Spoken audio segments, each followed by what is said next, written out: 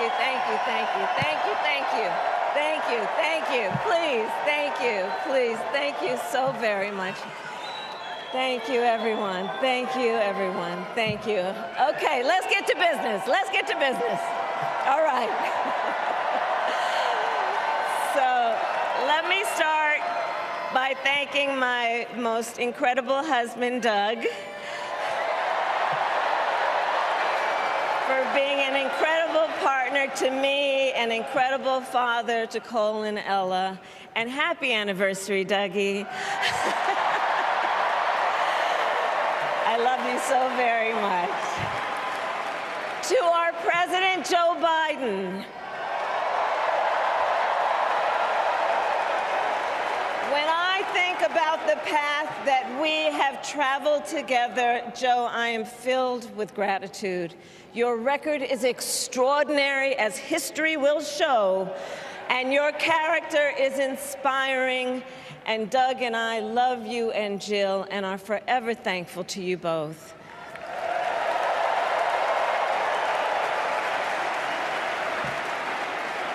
And to Coach Tim Walz,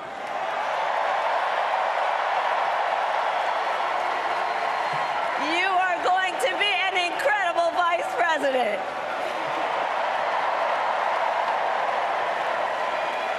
To the delegates and everyone who has put your faith in our campaign, your support is humbling. So, America, the path that led me here in recent weeks was no doubt unexpected. But I'm no stranger to unlikely journeys. So, my mother, our mother, Kamala Harris, had one of her own. And I miss her every day, and especially right now.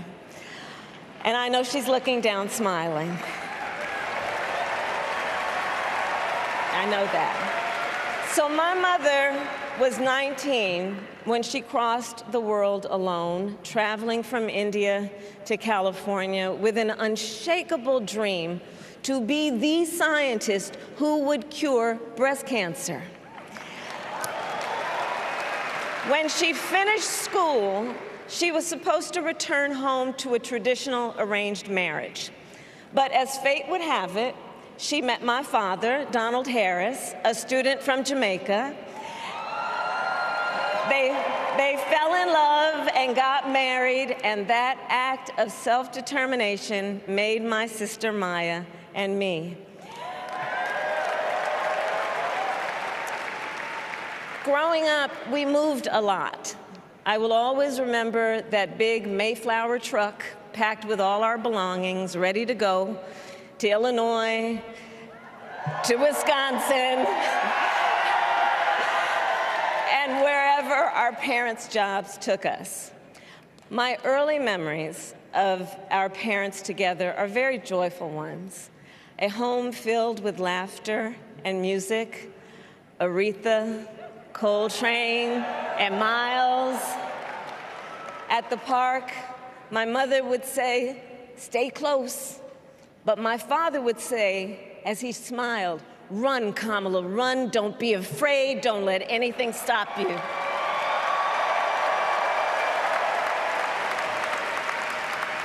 From my earliest years, he taught me to be fearless. But the harmony between my parents did not last. When I was in elementary school, they split up, and it was mostly my mother who raised us. Before she could finally afford to buy a home, she rented a small apartment in the East Bay. In the Bay, you either live in the hills or the flatlands. We lived in the flats, a beautiful working-class neighborhood of firefighters, nurses, and construction workers, all who tended their lawns with pride. My mother, she worked long hours, and like many working parents, she leaned on a trusted circle to help raise us. Mrs. Shelton, who ran the daycare below us and became a second mother. Uncle Sherman, Aunt Mary, Uncle Freddie, Auntie Chris. none of them family by blood, and all of them family by love.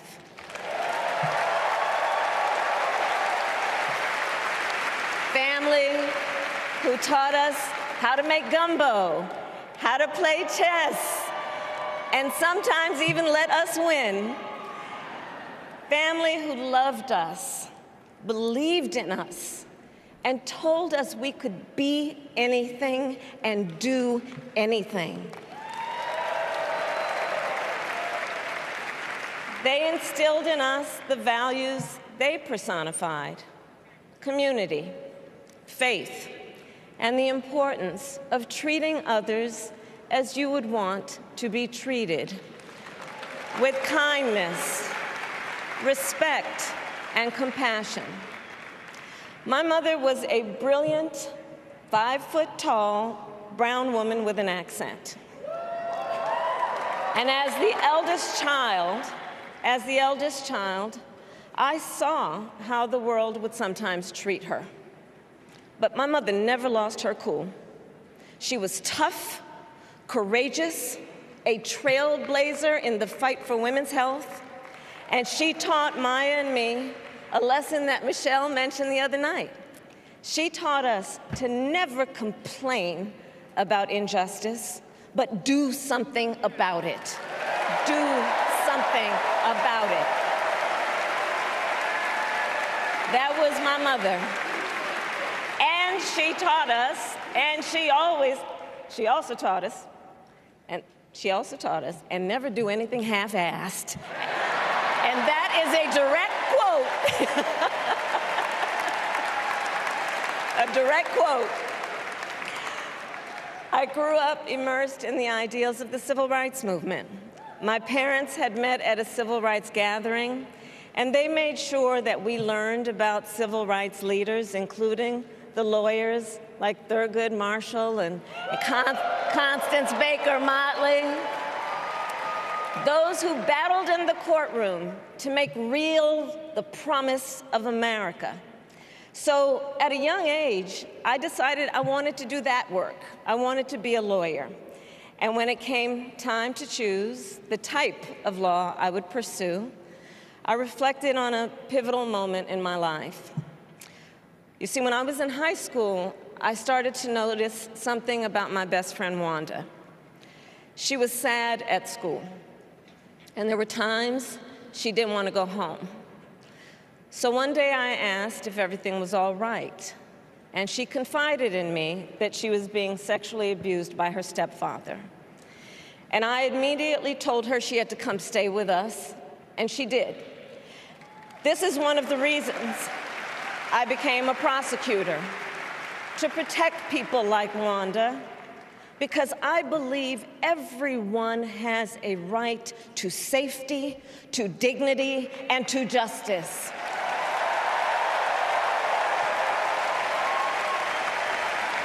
As a prosecutor, when I had a case, I charged it not in the name of the victim, but in the name of the people.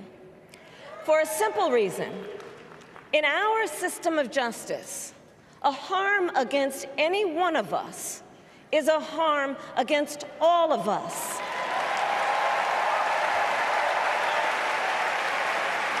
And I would often explain this to console survivors of crime, to remind them no one should be made to fight alone. We are all in this together. And every day in the courtroom, I stood proudly before a judge and I said 5 words: Kamala Harris for the people.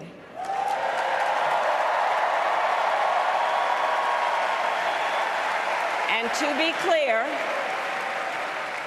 be clear, my entire career, I've only had one client, the people. And so, on behalf of the people, on behalf of every American, regardless of party, race, gender, or the language your grandmother speaks, on behalf of my mother and everyone who has ever set out on their own unlikely journey, on behalf of Americans like the people I grew up with, people who work hard, chase their dreams, and look out for one another, on behalf of everyone whose story could only be written in the greatest nation on earth, I accept your nomination to be President of the United States of America.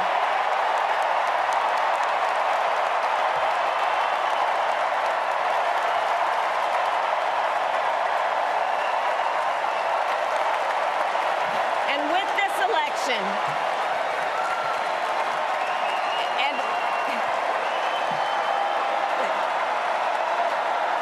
this election, our nation with this election has a precious, fleeting opportunity to move past the bitterness, cynicism, and divisive battles of the past, a chance to chart a new way forward. Not as members of any one party or faction, but as Americans.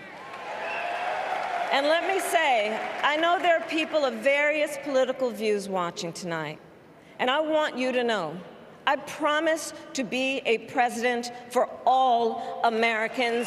You can always trust me to put country above party and self, to hold sacred America's fundamental principles, from the rule of law to free and fair elections to the peaceful transfer of power.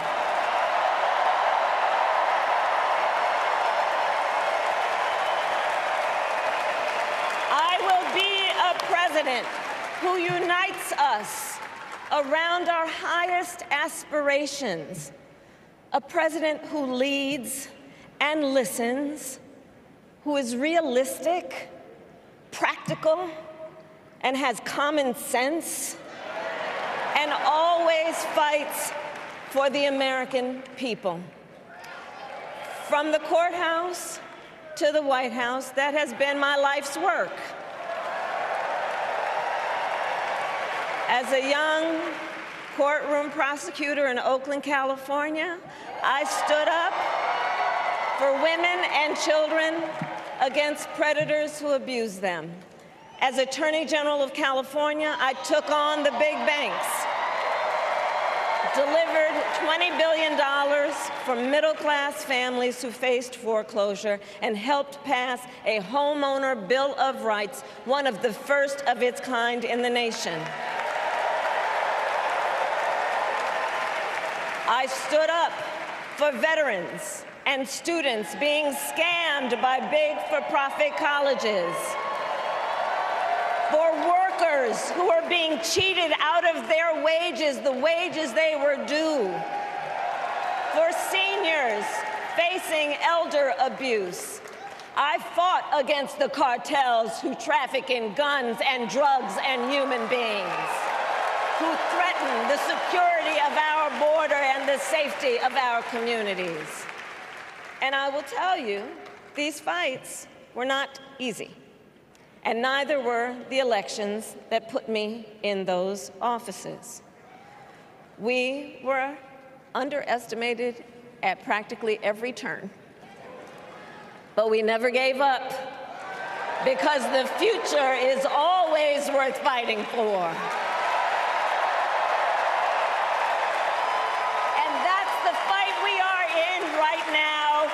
Fight for America's future.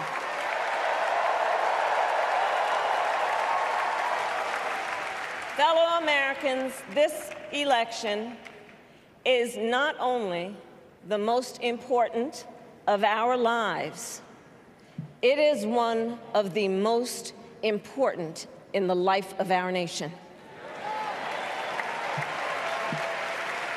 In many ways, Donald Trump is an unserious man.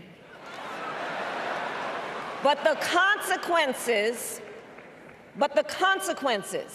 of putting Donald Trump back in the White House are extremely serious. Consider not only the chaos and calamity when he was in office, but also the gravity of what has happened since he lost the last election. Donald Trump tried to throw away your votes. When he failed, he sent an armed mob to the United States Capitol, where they assaulted law enforcement officers. When politicians in his own party begged him to call off the mob and send help, he did the opposite. He fanned the flames. And now, for an entirely different set of crimes, he was found guilty of fraud by a jury of everyday Americans and separately found liable for committing sexual abuse. And consider what he intends to do if we give him power again. Consider his explicit intent to set free violent extremists who assaulted those law enforcement officers at the Capitol. His explicit intent to jail journalists, political opponents, and anyone he sees as the enemy. His explicit intent to deploy our active duty military against our own citizens. Consider the power he will have, especially after the United States Supreme Court just ruled that he would be immune from criminal prosecution. Just imagine Donald Trump with no guardrails, and how he would use the immense powers of the presidency of the United States, not to improve your life, not to strengthen our national security, but to serve the only client he has ever had, himself.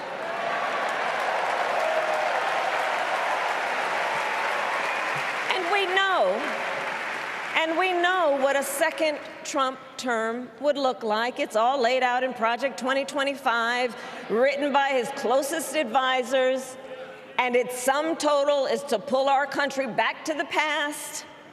But America, we are not going back. We are not going back. We are not going back. We are not going back to when Donald Trump tried to cut Social Security and Medicare. We are not going back to when he tried to get rid of the Affordable Care Act, when insurance companies could deny people with pre-existing conditions.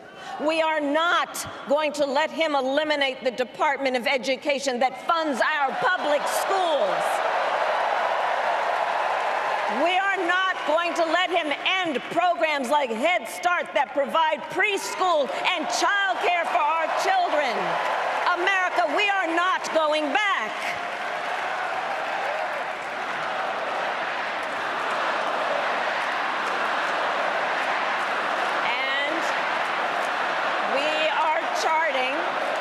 And we are charting a new way forward.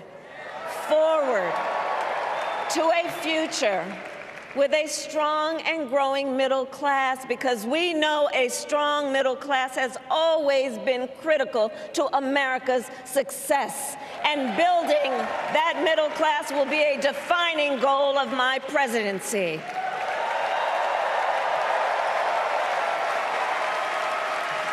And I'll tell you, this is personal for me. The middle class is where I come from. My mother kept a strict budget. We lived within our means, yet we wanted for little. And she expected us to make the most of the opportunities that were available to us and to be grateful for them. Because, as she taught us, opportunity is not available to everyone. That's why we will create what I call an opportunity economy where everyone has the chance to compete and a chance to succeed. Whether you live in a rural area, small town, or big city. And as president, I will bring together labor and workers and small business owners and entrepreneurs and American companies to create jobs, to grow our economy, and to lower the cost of everyday needs like health care and housing and groceries. We will provide access to capital for small business owners and entrepreneurs and founders. And we will end America's housing shortage and protect Social Security and Medicare. Now compare that to Donald Trump, because I think everyone here knows he doesn't actually fight for the middle class. He doesn't actually fight for the middle class. Instead, he fights for himself and his billionaire friends. And he will give them another round of tax breaks that will add up to $5 trillion to the national debt. And all the while, he intends to enact what in effect is a national sales tax, call it a Trump tax, that would raise prices on middle-class families by almost $4,000 a year. Well, instead of a Trump tax hike, we will pass a middle-class tax cut that will benefit more than 100 million Americans.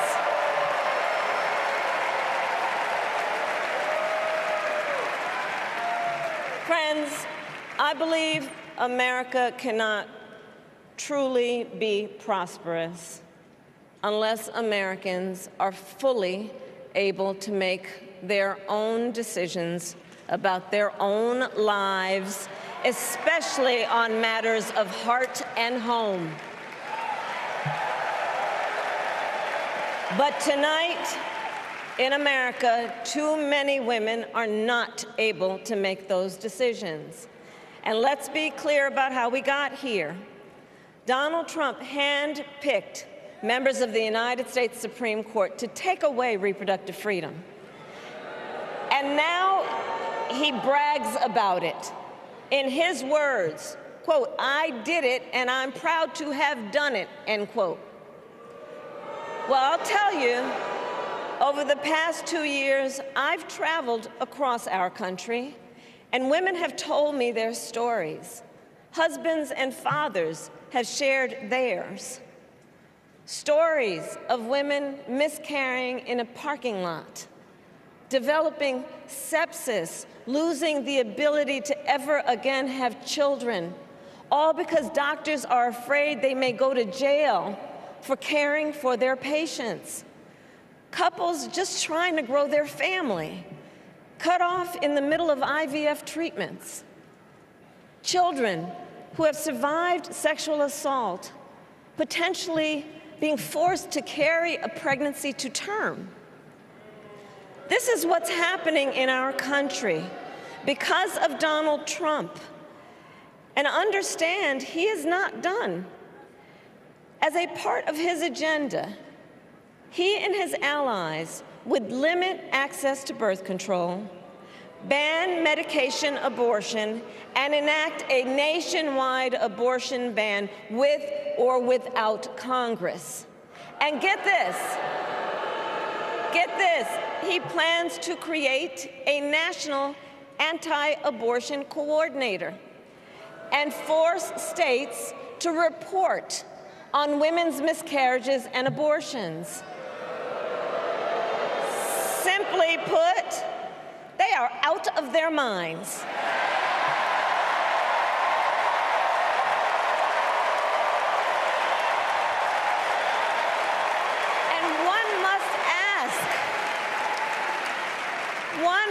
asked, why exactly is it that they don't trust women? Well, we trust women. We trust women. And when Congress passes a bill to restore reproductive freedom, as President of the United States, I will proudly sign it into law.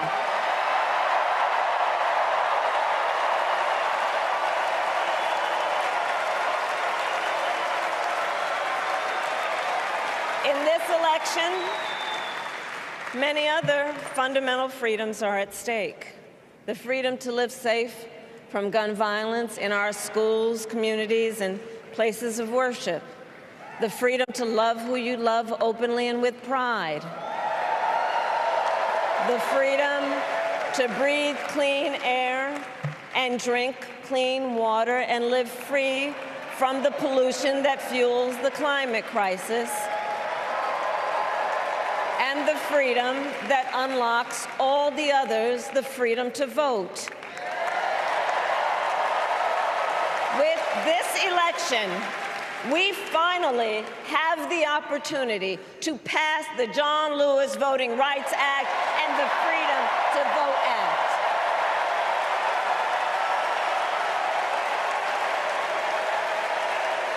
And let me be clear, after decades in law enforcement, I know the importance of safety and security, especially at our border. Last year, Joe and I brought together Democrats and conservative Republicans to write the strongest border bill in decades. The Border Patrol endorsed it. But Donald Trump believes a border deal would hurt his campaign. So he ordered his allies in Congress to kill the deal. Well, I refuse to play politics with our security. And here is my pledge to you. As president, I will bring back the bipartisan border security bill that he killed, and I will sign it into law. I know we can live up to our proud heritage as a nation of immigrants and reform our broken immigration system. We can create an earned pathway to citizenship and secure our border.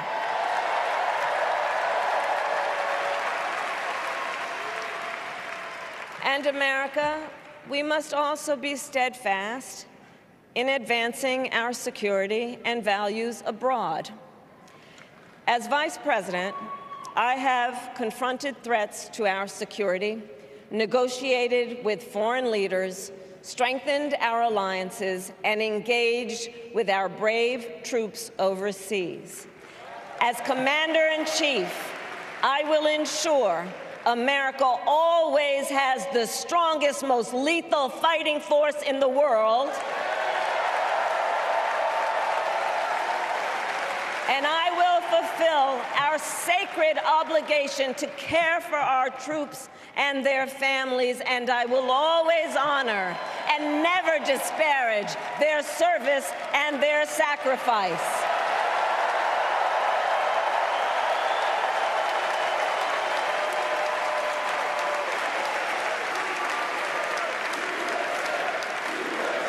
I will make sure that we lead the world into the future on space and artificial intelligence, that America, not China, wins the competition for the 21st century, and that we strengthen, not abdicate, our global leadership.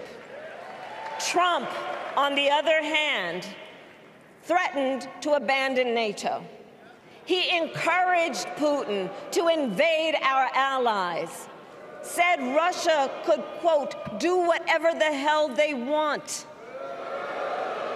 5 days before Russia attacked Ukraine, I met with President Zelensky to warn him about Russia's plan to invade. I helped mobilize a global response, over 50 countries, to defend against Putin's aggression. And as president, President, I will stand strong with Ukraine and our NATO allies.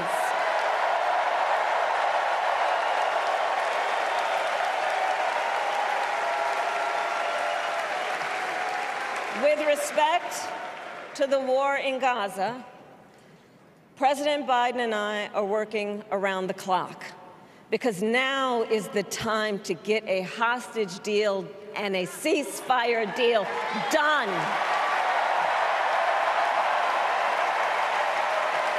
And let me be clear, I will always stand up for Israel's right to defend itself, and I will always ensure Israel has the ability to defend itself, because the people of Israel must never again face the horror that a terrorist organization called Hamas caused on October 7, including unspeakable sexual violence and the massacre of young people at a music festival. At the same time, what has happened in Gaza over the past 10 months is devastating. So many innocent lives lost. Desperate, hungry people fleeing for safety over and over again. The scale of suffering is heartbreaking. President Biden and I are working to end this war such that Israel is secure, the hostages are released, the suffering in Gaza ends, and the Palestinian people can realize their right to dignity, security, freedom, and self-determination.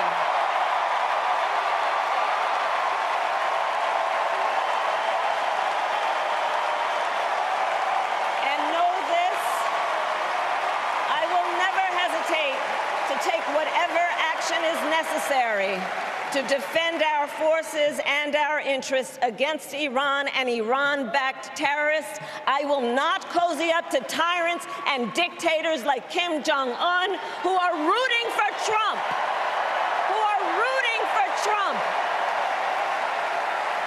Because, you know, they know he is easy to manipulate with flattery and favors. They know Trump won't hold autocrats accountable because he wants to be an autocrat himself.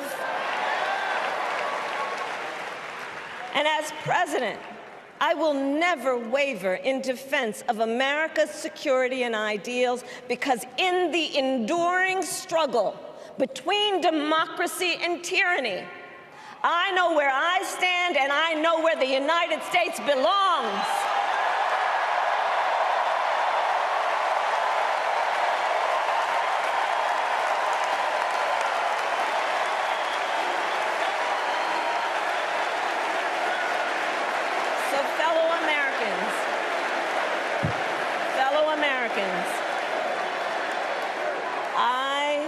I love our country with all my heart.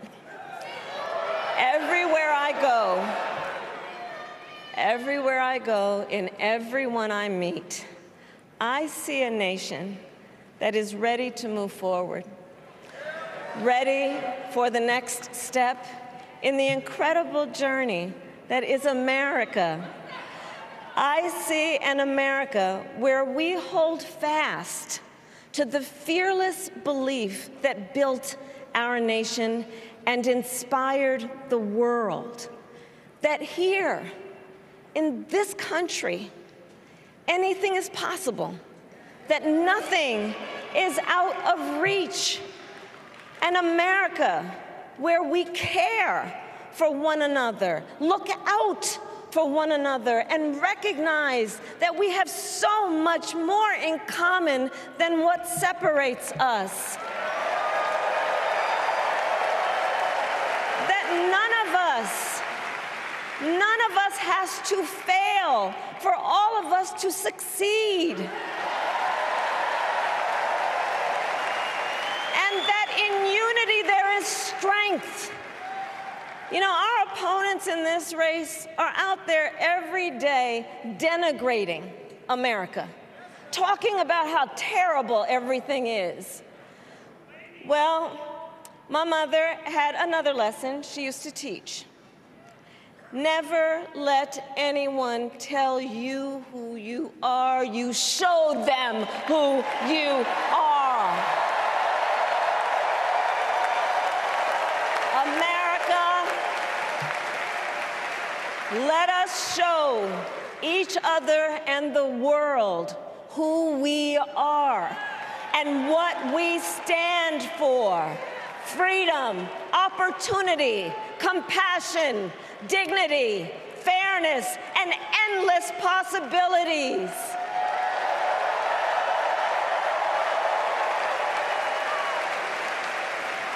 We are the heirs to the greatest democracy in the history of the world.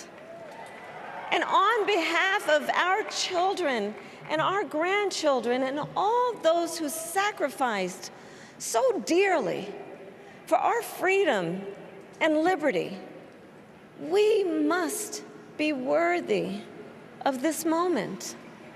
It is now our turn to do what generations before us have done, guided by optimism and faith, to fight for this country we love, to fight for the ideals we cherish, and to uphold the awesome responsibility that comes with the greatest privilege on earth, the privilege and pride of being an American.